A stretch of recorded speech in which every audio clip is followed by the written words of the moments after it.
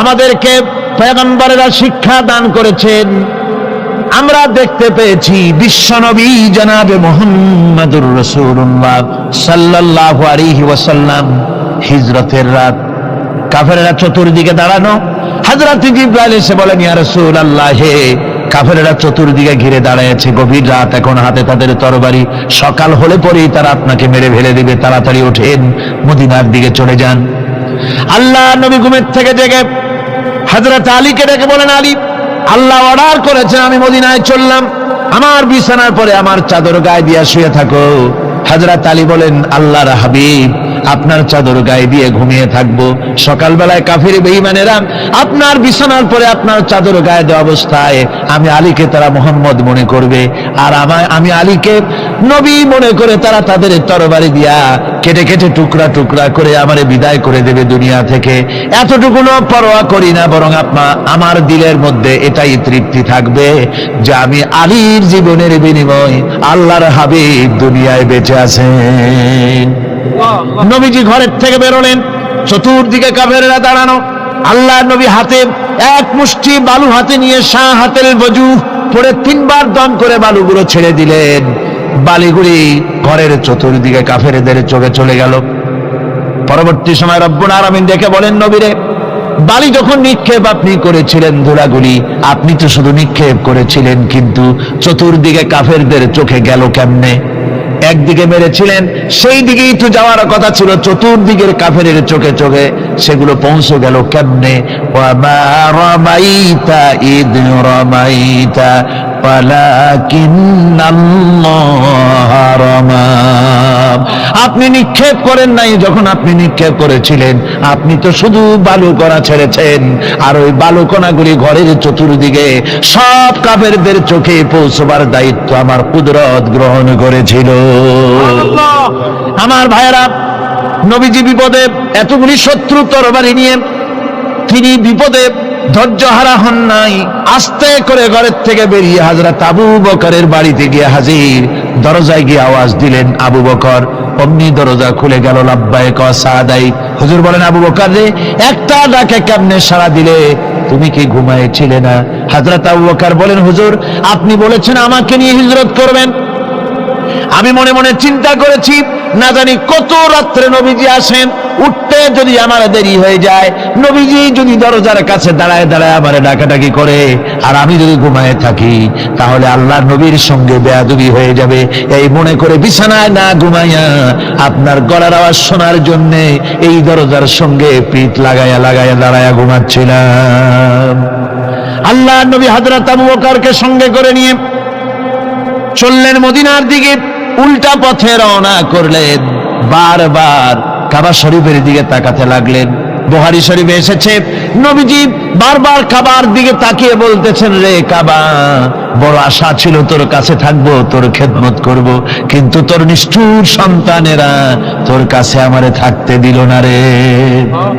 আল্লাহ নবী মিসফালা দিয়ে জাবালে কেদোয়ার উপর দিয়ে চলে গেলেন জাবালে সুরে। গুহার কাছে যখন গিয়েছেন, ফজর রক্ত হয়ে গেল। হযরত আবু বকর রাদিয়াল্লাহু তাআলা আনহু বলছেন, হুজুর, আর উপায় নাই, দিন হয়ে গেল, এখন বুঝি ধরা পড়ে যাব, ওই গুহার মধ্যে গিয়ে আশ্রয় নেই। তবে আপনি দাঁড়ান, গুহার ভিতরেই পাহাড়িয়া গুহা, বিচ্ছু থাকতে পারে, সাপ থাকতে পারে, আমি আগে ঢুকি, যদি কোনো হিংস্র প্রাণী থাকে আমার উপর দিয়া আঘাত হয়ে যাক, আল্লাহর নবী হেফাজতে থাকুন। হযরত আবু বকর রাদিয়াল্লাহু তাআলা আনহু গুহার ভিতরে নামলেন। নেমে গুহা সাফ করে হুজুরকে ডাকলেন। হুজুর তাশরীফ ফরমালেন গুহার মধ্যে। হুজুর বলেন, আবু বকর, হেঁটে হেঁটে কষ্ট হয়ে গেছে, তুমি বসো, তোমার উরুর উপরে মাথা রেখে আমি একটু ঘুমায়ে যাই। আল্লাহর হাবিব ঘুমায়ে গেলেন। হযরত আবু বকর লক্ষ্য করে দেখেন চতুর্দিকে অনেকগুলি গর্ত দেখা যায়। এই গর্ত থেকে সাপ আসতে পারে, বিচ্ছু আসতে পারে মনে করে নিজের গায়ের চাদর ছিঁড়ে ছিঁড়ে গর্তগুলি বন্ধ করা শুরু করে দিলেন। কয়েকটা গর্ত বন্ধ করার মতো চাদর আর নাই, পাও দিয়ে চেপে ধরলেন।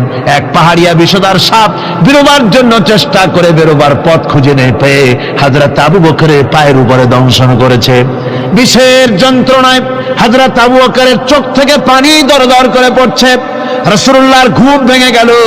আল্লাহর নবী তাকিয়ে বলেন, আবু বকর, বকর, চোখে পানি কেন? বাড়ির কথা বুঝি মনে পড়ে গেছে। হযরত আবু বকর বলেন, ইয়া রাসূলুল্লাহ, আল্লাহর নামে কসম করে বলি, যেই দিন আমি ঈমান এনেছি ওই দিন থেকে আমার মা বাপ, আমার কোলে আমার সন্তান, আমার স্ত্রী, আমার জায়গা জমি ঘর বাড়ি, এমনকি আমার নিজের আত্মার চাইতে হুজুর আপনারে ভালোবাসি বেশি। তাহলে কাঁদো কেন? হযরত আবু বকর বলেন, হুজুর বাড়ির জন্য কাঁদি না, ছেলেপেলের জন্য কাঁদি না, সাপে দংশন করেছে যন্ত্রণায় কাঁদতেছি। আল্লাহ নবী সঙ্গে সঙ্গে মুখ থেকে থুতু বার করে যন্ত্রণার জায়গায় লাগাই দিলেন, সঙ্গে সঙ্গে যন্ত্রণা বন্ধ হয়ে গেল। হুজুর বললেন, আবু বকর, প্রথম যখন তোমার এই আঘাত করেছিল সাপে, আমাকে কেন তাড়াতাড়ি বলো নাই? এতক্ষণ তো তোমার কষ্ট হতো না। হযরত আবু বকর বলেন, ইয়া রাসূলুল্লাহ, ওটা তো সাপে কাটার যন্ত্রণা, ওই যন্ত্রণায় আমার রক্ত জ্বলতেছে, যন্ত্রণায় আমার কলেজাটা যদি ফেটেও যেত, আল্লাহর হাবিব আরাম ফরমাচ্ছিলেন, আমি তাকে আরামে বিঘ্ন ঘটাতে পারতাম না। আমার ভাইয়েরা, হযরতে আবু বকর, হযরতে রাসূল দুজন বসে আছেন। এমনি সময় কাফের বেঈমানেরা খুঁজতে খুঁজতে জায়গা মতো এসে গেছে। একজনে বলে ভিতরে আছে, আর একজনে বলে নাই।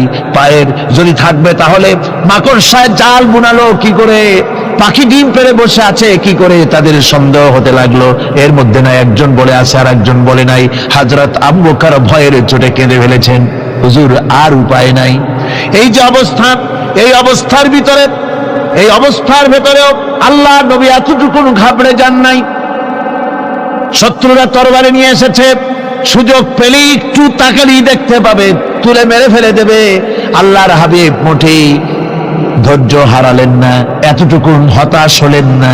আল্লাহ পাকের হাবিব তার সাথীকে কি বললেন? তখন কোরআনে কারীম সূরা তাওবার মধ্যে আল্লাহ তা উদ্ধৃত করেছেন মুমিনদের জন্য, ইযহুমা ফিল গার ইয ইয়াকুলু লিসাহিবিহি লা তাহজান ইন্নাল্লাহা মা'ানা। ও আমার সাথী, ও বন্ধু, ভয় করো না, চিন্তা করো না, আমরা মাইনরিটি নই, আমরাই মেজরিটি। তার কারণ আল্লাহ আমাদের সাথে আছেন। সুবহানাল্লাহ, আল্লাহ আমাদের সাথে আছে। আর বন্ধুগণ, কোরআনে কারীমে রব্বুল আলামিন বলেন, فأنزل الله سكينته عليه وأيده بجنود لم تروها। আল্লাহ পাক তার মনের মধ্যে গভীর প্রশান্তি এবং স্বস্তি দান করলেন, আর এমন সৈন্য দিয়ে সাহায্য করলেন যে সৈন্যদেরকে তোমরা দেখতে পাও না। এভাবে করে রব্বুল আলামিন মুমিনদের বিপদে আপদে মুসিবতে সব সময় আল্লাহ পাক মুসলমানদেরকে সাহায্য করেছেন। জোরে বলেন সুবহানাল্লাহ। মুমিনদের সাহায্যকারী আল্লাহ। তাই ইসলামী আন্দোলনের সাথে যারা আছে, যারা কর্মী, যারা নেতা, যারা মুমিন, যারা ঈমানদার, মেঘের মতো প্রচন্ড কালো মেঘ হয়ে চতুর্দিক থেকে অন্ধকারের মতো সে এসেছে বিপদ, কোন বিপদ না।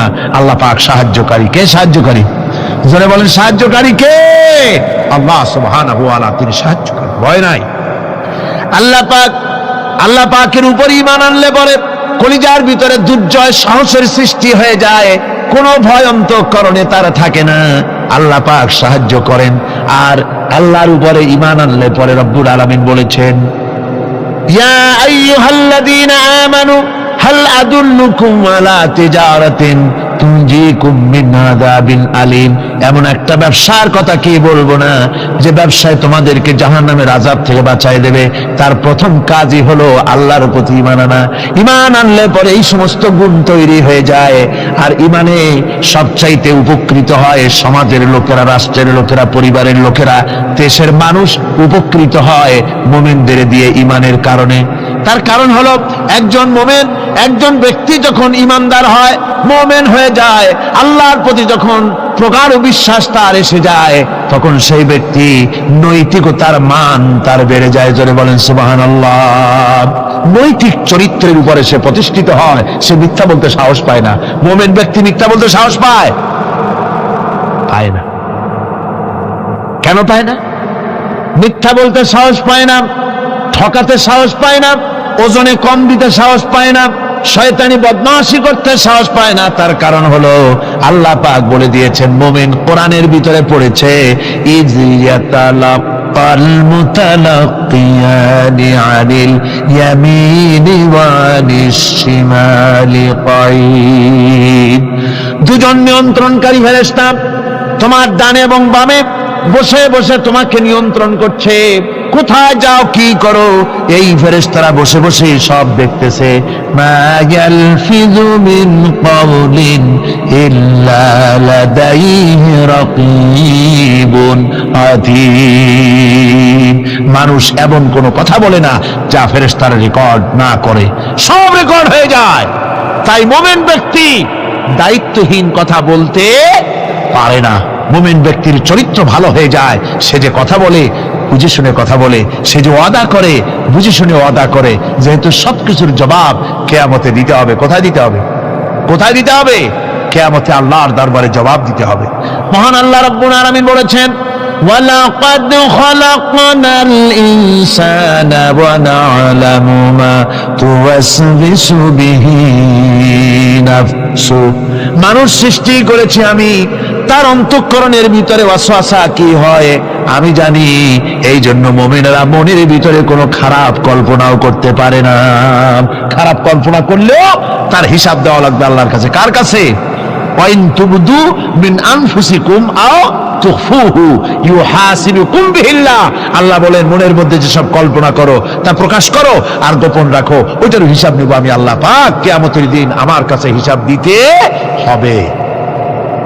বন্ধুগণ, এই জন্য মুমিন যারা, মুমিনদের চরিত্র প্রতিষ্ঠিত হয়, মুমিনদের ধারণা থাকে যেখানেই যাই না কেন, যেখানেই বসি না কেন, সেখানেই আল্লাহ, আল্লাহ ছাড়া কোনো জায়গা নাই। আছে নাকি? আছে। আল্লাহ পাক বলেন, মা ইয়াকুনু মিন নাজওয়া সালাসাতিন ইল্লা হুয়া রাবিউহুম। তোমরা যেখানে তিনজন মিলে পরামর্শ করো, মনে রেখো তিনজন নও, ওখানে চতুর্থ সত্তা আমি রব্বুল আলামিন তোমাদের কাছে আছি, সব শুনি আর দেখি। পাঁচজন যেখানে হও সেখানে আমি ষষ্ঠ। এর থেকে যদি কম হও, এর থেকে যদি বেশিও হও, বান্দারে তুমি আছো যেখানে আমি আল্লাহ আছি সেখানে। উপায় নাই, সব জায়গায় আমি দেখতে পাচ্ছি। শুধু তাই নয়, রাত্রিবেলায় মানুষেরা গোপনে পরামর্শ করে, করে না? করে কিনা? রাতে রাতে পরামর্শ করে, এক জায়গায় বসে, হলের মধ্যে, পাহাড়ের মধ্যে, কোন জায়গায় বসে পরামর্শ করে। কি পরামর্শ? ইসলামী আন্দোলনের লোকদের মারবে, কোথায় তাদের ধরবে, কোথায় তাদের অত্যাচার করবে, এই সমস্ত পরামর্শ করে। আল্লাহ পাক বলছেন, শুনুন, আল্লাহ রাব্বুল আলামিন বলেন, ওয়া হুয়া মাআহুম ইয ইউবাইয়িতুনা মা লা ইয়ারদা মিনাল কাউল ওয়া কানা আল্লাহু বিমা তা'মালুনা মুহীতা। আল্লাহ পাক বলেন, তিনি তো ঠিক সেই সময়ও তোমাদের কাছে থাকেন যখন তোমরা নিজেদের ঘরের মধ্যে বসে, কোন এক জায়গায় বসে আল্লাহর মর্জির খেলাফ পরামর্শ করো, আল্লাহ তখনও তোমাদের কাছে থাকেন। আল্লাহর এহাতা থেকে, আল্লাহর কর্তৃত্ব থেকে বেরিয়ে যাওয়ার কোনো উপায় নাই। সুতরাং গোপনে বলেন, প্রকাশ্যে বলেন, যেভাবেই যা কিছু করা হোক না কেন, আল্লাহর কাছে আমাদের সমস্ত অপরাধগুলি ধরা হয়ে যায়। আর এটাই হচ্ছে ঈমানের সীমা পরিসীমা। তিলকা হুদুদাল্লাহি ফালা তা'তাদুহা। তিলকা হুদুদুল্লাহ, এটাই হচ্ছে আল্লাহর সীমানা। ঈমানের এই সীমারেখা বজায় রেখে ঈমানের উপরে মজবুত করে কোনো ব্যক্তি, পরিবার, সমাজ, রাষ্ট্র যদি তৈরি হয়, তাহলে সেই সমাজই শান্তি আসে, সেই সমাজই আরাম আসে, সেই রাষ্ট্র শান্তিপূর্ণ হয়, সেখানে দিন কায়েম হয়, মানুষ সুখ সমৃদ্ধি খুঁজে পায়। সর্বশেষ যে ব্যক্তি জাহান্নাম থেকে মুক্তি লাভ করবে, তাকে আল্লাহ পাক বলবেন, ফেরেশতাদেরকে বলবেন, আমার ফেরেশতারা আমার এই বান্দাকে জান্নাত এবং জাহান্নামের মাঝখানে রেখে দাও। জান্নাত এবং জাহান্নামের মাঝখানে লোকটি যখন থাকার জায়গা পাবে, সে জান্নাতের দিকে তাকায়া দেখবে আর কাঁদতে থাকবে। আল্লাহ পাক জিজ্ঞেস করবেন, বান্দারে, যুগের পর যুগ ধরে জাহান্নামে কেঁদেছো, আমি রব্বুল আলামিন জাহান্নাম মাফ করে দিয়া জান্নাত জাহান্নামের মাঝখানে রেখে দিয়েছি, আযাব থেকে তো বেঁচে গেছো, এখন কান্দো কেন? লোকটি বলবে, রব্বুল আলামিন, কান্দি এই কারণে, জাহান্নাম থেকে মাফ করেছো, তোমার শুকরিয়া আদায় করি। জান্নাত তো আমার কপালে নাই, কিসমতে নাই, কিন্তু জান্নাত আমি এখান থেকে দেখতে পাচ্ছি। জান্নাতের সুঘ্রাণ আমার নাকে আসতেছে, কপালে নাই যাওয়ার। আমি কাঁদি এই জন্য, তুমি যদি মেহেরবানি করে আমাকে জান্নাতের দরজার কাছে একটু দাঁড় করায় দিতা, প্রাণ ভরে তোমার জান্নাতের দৃশ্যটা একটু দেখতা। আল্লাহ পাক তার আরজি পূরণ করবেন, বলবেন যাও, ফেরেশতাদের বলবেন এর জান্নাতের দরজার কাছে দাঁড় করায় দাও। জান্নাতের দরজার কাছে দাঁড়িয়ে লোকটি আবার কান্না শুরু করবে। আল্লাহ পাক প্রশ্ন করবেন, এবার কান্দো কেন? লোকটি বলবে, রব্বুল আলামিন, কান্দি এই কারণে, জান্নাতের এই দরজায় দাঁড়াইয়া জান্নাতের অফুরন্ত নেয়ামত কিছুই ভালো করে দেখা যায় না, শুধু অল্প জায়গা দেখি। যদি তুমি আমারে দয়া করে জান্নাতের মাঝখানে দাঁড় করায় দিতা, চতুর্দিকে তাকায়া তাকায়া দেখা কলিজারে ঠান্ডা বানাইতাম। তবে আমি ওয়াদা করি, জান্নাতের কোনো নাজ নেয়ামত, কোনো ফল আমি খাবো না, ধরবো না, সইব না। একটুখানি মেহেরবানি করে মাঝখানে দাঁড় করায় দাও, জান্দারে ঠান্ডা করি। আল্লাহ রব্বুল আলামিন ফেরেশতাদের বলবেন, আমার এই বান্দারে জান্নাতের মাঝখানে দাঁড় করাইয়া দে। আল্লাহর নবী বলেন, জান্নাতের মাঝখানে দাঁড়িয়ে লোকটি আগের চাইতে আরো জোরে চিৎকার মেরে কাঁদতে থাকবে। আল্লাহ পাক বলবেন, বান্দারে কি হলো তোর? দরজার কাছে আসতে চাইছিলে, আইনা দিলাম। আবার এবার মাঝখানে আসতে চাইছো, তাও এনে দিয়েছি। আবার কান্দো কেন? লোকটি বলবে, রব্বুল আলামিন, এবার কান্দি এই জন্যে, তুমি যখন দয়া করে একটিবার জান্নাতের মাঝখানে এনে আমাকে দাঁড় করায় দিয়েছ, তুমি রহমান রহিম গফুরুর রহিম, এই জান্নাত থেকে আবার আর বাইর করে দিও না। আল্লাহ রাব্বুল আলামিন বলবেন, ও আমার বান্দারে, আমার এই জান্নাত তোর খুব পছন্দ হয়েছে নাকি? লোকটি বলবে, রব্বুল আলামিন, কলিজা ঠান্ডা হয়ে গেছে, ভাবতেও পারি নাই জান্নাত এত সুন্দর। আল্লাহ পাক বলবেন, বান্দারে, এরকম একটি নয়, দুইটা নয়, তোর জন্য আমি 10টা জান্নাত এইরকম রিজার্ভ করে রাখছি। সুবহানাল্লাহ। আল্লাহ পাককে ভয় করে পৃথিবীর সমস্ত পাপ থেকে যারা নিজেকে রক্ষা করবে, আল্লাহ তাদের জন্য এই জান্নাত রেখে দিয়েছেন। সুবহানাল্লাহ। সে জান্নাতের রিসিপশন আপনারা আন্দাজ করতে পারবেন না। রিসিপশন কারে কয়? কি এর প্রধানমন্ত্রী আর প্রেসিডেন্ট, 4-5টা পুলিশ আর আর্মি এসে একটা ফট করে সেলুট মারলো, বাস শেষ হয়ে গেল, এরকম না। জান্নাতীদেরকে রিসিপশন দেওয়া হবে। জান্নাতীরা যখন আল্লাহর হুকুমে জান্নাতের দিকে যেতে লাগবে, আর যখন জান্নাতের কাছে চলে যাবে, আল্লাহ রাব্বুল আলামিন শোনায় দিচ্ছেন, হাত্তা ইযা জাউহা ফুতিহাত আবওয়াবুহা ওয়া ক্বালা লাহুম খাযানাতুহা সালামুন আলাইকুম তিবতুম ফাদখুলুহা খালিদিন। সুবহানাল্লাহ। জান্নাতীরা যখন জান্নাতে প্রবেশ করার দরজার মুখোমুখি হবে, তার রক্ষীগণ তখন বলবে, সালামুন আলাইকুম, আল্লাহর শান্তি তোমাদের উপরে বর্ষিত হোক। সুবহানাল্লাহ। দুনিয়ার টাটকা টাটকা সুখগুলি 2 পা দিয়ে ঠেলে দিয়েছ, টাটকা সুখগুলি গ্রহণ করো নাই, হারাম খাও নাই, আল্লাহ দ্বীন কায়েমের জন্য রক্ত দিয়েছ, জীবন দিয়েছ, কষ্ট করেছ, আল্লাহকে ভয় করেছ। আমাদের সালাম গ্রহণ করো, জান্নাতের মধ্যে ঢুকে যাও চিরকালের জন্য। সুবহানাল্লাহ। আর বাইরে হওয়া লাগবে না, চিরকাল এই জান্নাতের মধ্যে তোমরা বসবাস করতে পারবে, আল্লাহ রাব্বুল আলামিনের ফেরেশতারা বলে দিবে। জান্নাতের মধ্যে আল্লাহ পাক হুরদের সঙ্গে জান্নাতীদের বিয়ের ব্যবস্থা করে দিবেন। কোরআনে কারিমে আল্লাহ পাক বলেন, মুত্তাকিইনা আলা সুরুরিন মাসফুফাতিন ওয়া যাওয়াজনাহুম বিহুরিন ঈন। সামনাসামনি ভাবে সাজানো সারি সারি আসন সমূহের উপর তারা ঠেস লাগায় বসে থাকবে, আর আল্লাহ রাব্বুল আলামিন হুরদের সাথে জান্নাতীদের বিয়ের ব্যবস্থা করে দিবেন। যেসব হুরের সঙ্গে বিয়ে হবে তাদের আল্লাহ পাক বিবরণ দিচ্ছেন কি রকম হবে তারা। লাম ইয়াতমিসহুন্না ইনসুন ওয়ালা জান, এর পূর্বে জিন এবং ইনসান এদেরকে কেউ স্পর্শ করে নাই। কিরকম তারা? কাআন্নাহুন্নাল ইয়াকুতু ওয়াল মারজান, যেমন ঝিনুকের ভিতরে মণিমুক্তা থাকে এইভাবে আল্লাহ পাক তাদেরকে পবিত্র করে রেখে দিয়েছেন। আমার প্রিয় ভাইরা, আল্লাহ রাব্বুল আলামিন কোরআনে কারীমের ভিতরে বলেছেন ফাবিআইয়ি আলা'i রাব্বিকুমা তুকাযযিবান। জান্নাত দান করে আল্লাহ পাক এবার জান্নাতীদেরকে সম্বোধন করে বলবেন ইয়া ইবাদি লা খাউফুন আলাইকুমুল ইয়াওমা ওয়ালা আনতুম তাহজানুন। হে আমার বান্দারা, লা খাউফুন আলাইকুমুল ইয়াওম, আজ আর কোনো ভয় নাই। সুবহানাল্লাহ, সুবহানাল্লাহ।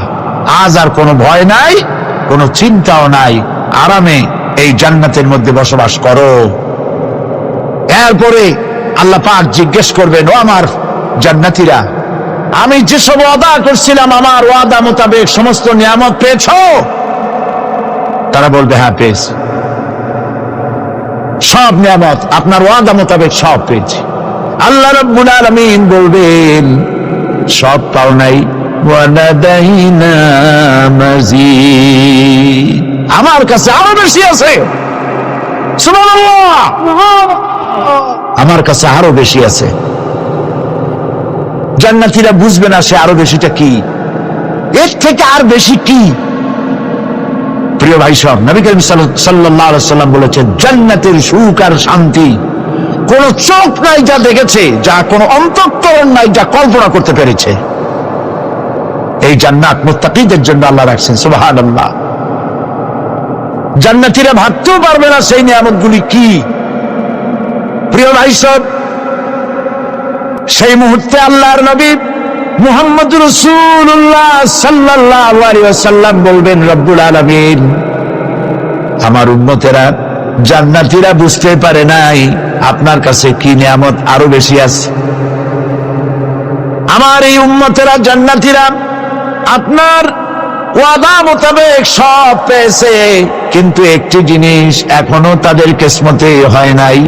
সেই জিনিসটা হলো যারা তার রবকে না দেখে শুধু কোরআন আর হাদিসের কথা শুনে আরবের ঘুম হারাম করে তাহাজ্জুদের নামাজ আদায় করেছিল, চোখের পানি ফেলেছিল, যারা জান্নাত দেখে নাই, জাহান্নাম দেখে নাই, আপনাকে ভয় করে যারা জীবন পরিচালনা করেছিল, যারা আপনাকে দেখে নাই, না দেখে শুধু কোরআন হাদিস বিশ্বাস করে যারা অকাতরে নিজেদের জীবন বিলায় দিয়েছিল, এই জান্নাতীরা এখন পর্যন্ত তার রবকে দেখতে পারে নাই।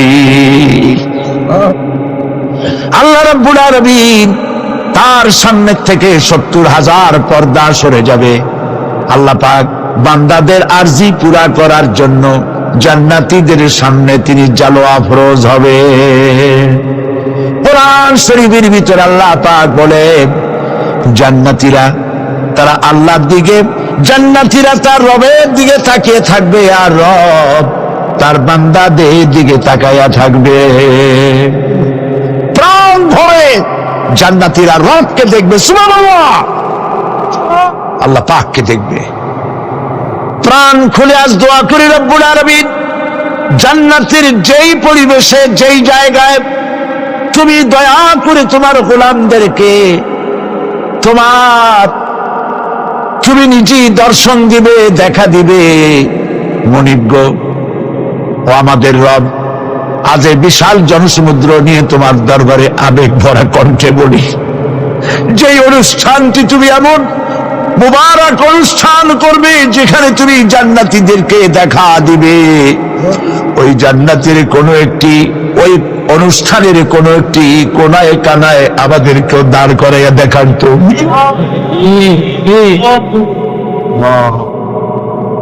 প্রিয় ভাই সব, আল্লাহ রাব্বুল আলামিন মানুষের সামনে এত সব নিয়ামত রেখেছেন, এই জান্নাত দান করবেন। এরপরে আল্লাহ রাব্বুল আলামিন কোরআনে কারীমের মধ্যে বলেছেন, রব্বিস সামাওয়াতি ওয়াল আরদি ওয়া মা বাইনাহুমার রাহমানি লা ইয়ামলিকুনা মিনহু খিতাবা। এসব পুরস্কার রয়েছে তোমাদের সেই রবের পক্ষ থেকে যিনি আকাশ আর জমিনের মালিক। সুবহানাল্লাহ বলবেন না? যার সামনে কথা বলার ক্ষমতা কারো হবে না। এটি একটি মারাত্মক কথা। কিয়ামতের দিন আল্লাহর দরবারে কেউ কথা বলতে পারবে না আল্লাহর নির্দেশ ছাড়া। একটি আকীদা পরিষ্কার করে নিয়ে যান আপনাদের। সে আকীদাটা এভাবে পরিষ্কার করুন, কোন পীর সাহেব, কোন খাজা বাবা, কোন মাওলানা, কোন মুহাদ্দিস, কোন বুজুর্গ আপনাকে সুপারিশ করতে পারবে না যদি না আল্লাহ পাক তাকে কথা বলার তৌফিক না দেয়। মনে থাকবে এটা। আয়াতুল কুরসির ভিতরে আমরা পড়ি, মান যাল্লাযী ইয়াশফাউ ইনদাহু ইল্লা বিইজনিহি। আল্লাহ পাক বলেছেন কিয়ামতের দিন আল্লাহর দরবারে কার সাহস আছে কথা বলতে পারে? মান যাল্লাযী ইয়াশফাউ ইনদাহু ইল্লা বিইজনিহি। আল্লাহর ওয়াদা ছাড়া, হুকুম ছাড়া আল্লাহর সামনে কথা বলার সেদিন কেউ থাকবে না। সুবহানাল্লাহ। কেউ কথা বলতে পারবে না। সুপারিশ করতে হবে আল্লাহ যারে বলেন তুমি করো, অমুকের জন্য করো, সেই ব্যক্তি শুধু তার জন্যই করতে পারবে, আর কেউ কথা বলতে পারবে না। সেই কঠিন হাসরের ময়দান, যেদিন শুধুমাত্র আল্লাহ পাক কথা বলবেন, আর যারে বলতে বলবেন সেই কেবলমাত্র বলতে পারবে। সুপারিশ এটি আল্লাহ পাক কিয়ামতে পারমিশন দিলে বলা যাবে। হযরত ইব্রাহিম আলাইহিস সালাম কিয়ামতের দিন তার নিজের পিতা সম্পর্কে সুপারিশ করবেন। রব্বুল আলামিন আমার আব্বার জন্য সুপারিশ করতেছি, মেহেরবানি করে জাহান্নাম থেকে তারে আপনি রক্ষা করুন। আল্লাহ রব্বুল আলামিন বলবেন, ইব্রাহিম তোমার সুপারিশ মঞ্জুর হবে না। প্রিয় ভাই সব, একটু মাথা খাটান, চিন্তা করেন।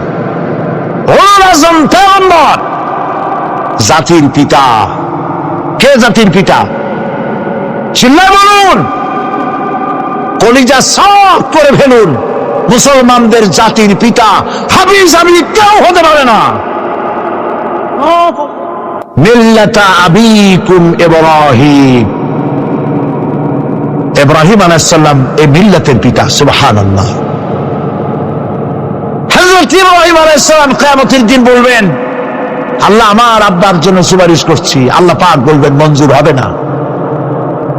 আজর তোমার পিতা হতে পারে, কিন্তু আমার খলিলকে আগুনে ফেলার জন্য নমরুদকে সে সহযোগিতা করেছে, আমি তোমার পিতাকে ক্ষমা করব না। নবী করিম সাল্লাল্লাহু আলাইহি সাল্লামকে সাহাবায়ে কেরাম জিজ্ঞেস করেছেন, হে রাসূল, আপনার আব্বা এবং আম্মার অবস্থা কি হবে? নবী করিম সাল্লাল্লাহু আলাইহি সাল্লাম কেঁদে ফেলেছেন, সব বলেছেন, আমি তাদের কোনো উপকারে আসব না। আল্লাহু আকবার। আপনি মনে করছেন নাকি যে ইয়া নবী সালাম আলাইকা বলি অমনি নবী সুপারিশ পাবেন? এত সহজ। কতগুলো রসগোল্লা খাইলেন আর বড় একটা মিছিল করলেন, আর অমনি চলে যাবেন? পৃথিবীর সব মানুষ, সাহাবায়ে কেরাম বাদ দেন, পৃথিবীর সমস্ত মানুষ একত্রিত হয়ে আবু তালেব রাসূলুল্লাহকে যে ভালোবেসেছেন, ওর 1000 ভাগের 1 ভাগও সারা দুনিয়ার মানুষ রাসূলুল্লাহকেই ভালোবাসতে পারবে? পারবে? নিজের ছেলে আলীকে, আলী রাদিয়াল্লাহু তাআলা আনহুকে আলাদা বিছানায় শোয়াইয়া, ছোট্ট মানুষ হযরত আলী আলাদা জায়গায় রাখিয়া, মুহাম্মদুর রাসূলুল্লাহ সাল্লাল্লাহু আলাইহি ওয়াসাল্লাম এতিম মানুষ, তারে কলিজার সাথে বুকের মধ্যে আশ্রয় করে দিয়ে আগলে রেখেছেন বুক পরে। সেই আবু তালেব মৃত্যুর সময় নবী করিম সাল্লাল্লাহু আলাইহি ওয়াসাল্লাম বলেছিলেন, চাচা একটি বার আমার কানে তাওহীদের কালেমা শোনায় দেন। আবু তালেব তার কিসমতে ছিল না কালেমা। মরে যাওয়ার পর একজন সাহাবী বলেছিলেন, ইয়া রাসূলুল্লাহ, মৃত্যুর সময় আবু তালেবের মুখ আমি নড়তে দেখেছি, তিনি কালেমা পড়েছেন সম্ভবত। রাসূলুল্লাহ সাফ বলেছেন, আমি শুনি নাই। এত ভালোবাসার পরও হাদিস শরীফে এসেছে আবু তালেব জাহান্নামে যাবে। কোথায় যাবে? জাহান্নামে। সবচাইতে কম আযাব হবে কার? আবু তালেবের। কম আযাবটা কি? হাদিস শরীফে এসেছে কম আযাব হলো জাহান্নামের আগুন দিয়ে এক জোড়া জুতা তৈরি করে আবু তালেবের পায়ে পরিয়ে দেওয়া হবে। সেই জাহান্নামের আগুনের তৈরি করা জুতার তাপে আবু তালেবের মাথার ঘিলুগুলো টকবক করে বউ পড়তে লাগবে। এত ভালোবেসে যদি কিয়ামতে উপায় না হয়, আপনি ইয়া নবী সালাম আলাইকা, ইয়া রাসূল সালাম আলাইকা, আর কতগুলো জিলাপি খাইলেন, বড় একটা মিছিল করলেন। প্রিয় ভাই সব, এইসব বিদআত ছাড়ুন, এগুলি সুস্পষ্ট বিদআত। রাসূলুল্লাহকে ভালোবাসবেন, সাহাবীরা যেভাবে ভালোবেসেছেন ওইভাবে ভালোবাসবেন। আল্লাহ রাব্বুল আলামিন বলেন, যালিকাল ইয়াউমুল হক ফামান শাআ আত্তাখাযা ইলা রাব্বিহি মাআবা। এই দিনটি অবশ্যই আসবে, সেদিনটি নিশ্চিতভাবে আসবে। আর এখন যার ইচ্ছা সে তার রবের দিকে অগ্রসর হোক। ইন্না আনজারনাকুম আযাবান করিবান ইয়াওমা ইয়ানজুরুল মার'উ মা কদ্দামাত ইয়াদাহু ওয়া ইয়াকুলুল কাফিরু ইয়া লাইতানি কুনতু তুরাবা। ইন্না আনজারনাকুম আযাবান করিবা, খুব নিকটবর্তী একটি আযাব সম্পর্কে আমি তোমাদেরকে সতর্ক করে দিলাম। কে বলতেছে? আল্লাহ পাক। লক্ষ্য করুন আল্লাহ কি বলছেন, খুব নিকটবর্তী একটি কঠিন শাস্তি, আযাব, অর্থাৎ কিয়ামত, এ সম্পর্কে আমি তোমাদেরকে সতর্ক করে দিলাম। ইয়াউমা ইয়ানজুরুল মার'উ মা কদ্দামাত ইয়াদা, সেদিন প্রত্যেকটি লোক যা সে পাঠিয়ে দিয়েছিল এখানে, অর্থাৎ যা করেছিল সেগুলি সে দেখতে পাবে। আর তখন ওয়ায়াকুলুল কাফিরু ইয়া লাইতানি কুনতু তুরাবা। সেই কিয়ামতের ময়দানে অবস্থা দেখে কাফেরেরা বলবে, আহারে মানুষ না হইয়া যদি মাটি হইয়া যেতাম, যদি মাটি হতাম, যদি মানুষ না হয়ে না জন্মতাম, আজ এই হাসরের ময়দানে এইখানে এই বিচারের মুখোমুখি হতাম না, মাটি হইলে বরং অনেক ভালো হতো। এই পৃথিবীতে আমরা এসেছি, চলে যাব, যাওয়ার আগে এই কোরআন একটি বিশাল জনগোষ্ঠী এমন বানাতে চেয়েছে যে জনগোষ্ঠী এই কোরআন দিয়ে একটি বিশাল সমাজ গড়বে, রাষ্ট্র গড়বে, এমন রাষ্ট্র গড়বে যেই রাষ্ট্রে দুঃখ থাকবে না, অশান্তি থাকবে না, যেখানে সুখ থাকবে, সমৃদ্ধি থাকবে, আর কিয়ামতের দিন আল্লাহর জান্নাতে তারা চলে যাবে। তেমন একটি সমাজকে আমরা চাই। সবাই বলেন সেরকম একটি সমাজকে আমরা চাই। প্রিয় ভাই সব, কিয়ামতের দিন আমরা যেতে চাই জান্নাতে। কোথায় যেতে চাই বলেন? জোরে বলেন। এই জান্নাতে যাওয়ার জন্য দুইটা কাজ করতে হবে। কয়টা কাজ? আল্লাহ রাব্বুল আলামিন বলেন, ফামান কানা ইয়ারজু লিকাআ রাব্বিহি ফালইয়ামাল আমালান সালিহান ওয়া লা ইউশরিক বিইবাদাতি রাব্বিহি আহাদা। আল্লাহ পাক বলেন, যে বাজারা আমার সঙ্গে দেখা করতে চায় কিয়ামতে, দুইটা কাজ করা লাগবে। বলেন কয়টা কাজ? একটা হলো নেক আমল। কি আমল বলেন? নেক আমল। নেক আমল কারে বলে? নেক আমল করতে হলে আবার দুইটা শর্ত লাগে। এক নম্বরে কাজটা করতে হবে আল্লাহরে খুশি করার জন্য। কারে খুশি করার জন্য? একটা মাদ্রাসা বানাইছি যাতে লোকেরা বলে যে বড় একটা মাদ্রাসা বানাইছে, এই জন্য মাদ্রাসা বানাবেন, মসজিদ বানাবেন, হসপিটাল বানাবেন, যা কিছু করেন নিয়ত হবে আল্লাহকে খুশি করা। নিয়ত হবে কারে খুশি করা? আল্লাহ পাককে খুশি করা। এই হলো নেক আমলের প্রথম শর্ত, কাজ হবে আল্লাহকে খুশি করার জন্য। দুই নম্বরে কাজটি হতে হবে সুন্নতে নববী সাল্লাল্লাহু আলাইহি ওয়াসাল্লামের উপরে। মনে থাকবে, দাড়ি রাখবো কেন রাখবো? রাসূলের সুন্নাত। রাখবো কারে খুশি করার জন্য? আল্লাহকে খুশি করার জন্য। রাখবো কার মতো? রবীন্দ্রনাথের মতো, কার্ল মার্কসের মতো, কবির মতো নয়। রাখতে হবে কার মতো? নবীর মতো। বুঝে নেন, কাজটা হতে হবে আল্লাহকে খুশি করার জন্য। দুই নম্বরে কাজটা হতে হবে সুন্নতে নববী সাল্লাল্লাহু আলাইহি ওয়াসাল্লামের উপরে হতে হবে। তাহলে এই হলো এক নম্বর। জান্নাতে যাওয়ার জন্য, আল্লাহর সাথে দেখা করার জন্য এক নম্বরের কাজ হলো নেক আমল। বলেন এক নম্বরের কাজ কি? দুই নম্বরের কাজ ওয়ালা ইউশরিক বিইবাদাতি রাব্বিহি আহাদা। আল্লাহ রাব্বুল আলামিনের ইবাদতের সাথে কাউকে শরীক স্থাপন করা যাবে না। আমরা যারা মুসলমান, অধিকাংশ মুসলমান শিরকের ভিতরে মুবতালা হয়ে আছে। বিশ্বাস করেন কিনা বলেন? কাফেররা তো মুশরিক আছেই, ওরা তো মুশরিক আছেই, কিন্তু আমরা মুসলমানেরা আমাদের আমলের মধ্যে আমাদের অজান্তে সবের নিয়তে অনেক শিরক আমরা করে বসি। নাউজুবিল্লাহ, বলেন নাউজুবিল্লাহ। এই জন্য আমি বারবার সতর্ক করি, নিজেকেও করি, আপনাদেরকেও করি। এই কারণে করি, শিরকের গুনাহ আল্লাহ মাফ করবেন না। ইন্না শিরকা লাযুলমুন আযীম। শিরক মস্ত বড় অপরাধ, জুলম, আল্লাহ মাফ করবেন না। আল্লাহর কাছে কান্দে কান্দে মাপ চাওয়া লাগবে যে আল্লাহ শিরক থেকে আমাকে রক্ষা করো, বাঁচাও। অনেক গোপন শিরক আছে। মাজারে যান, পীর সাহেবের কাছে যান, মনে যদি নিয়ত থাকে উনি ফু দিলে আমি ভালো হবই, উনি তাবিজ দিলে আমার বাচ্চা হবেই, উনি আমারে দয়া করলেই আমার ব্যবসায় উন্নতি হবেই, এইটার নাম শিরক।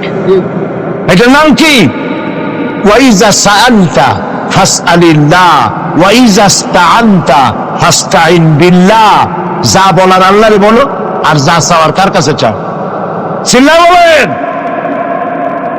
কলিজাটাকে পরিষ্কার করে দেন আজকের মাহফিলে।